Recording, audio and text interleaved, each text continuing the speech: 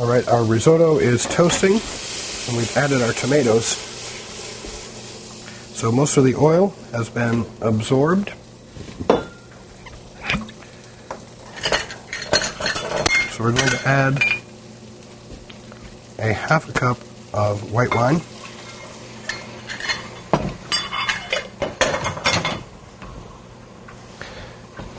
And we're going to go ahead and stir that until the wine blends with the tomato and the risotto.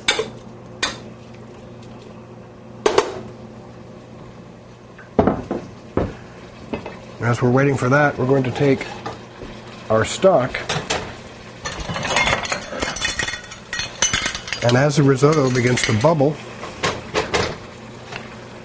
we're going to add 1 cup, and we're going to be adding 1 cup at a time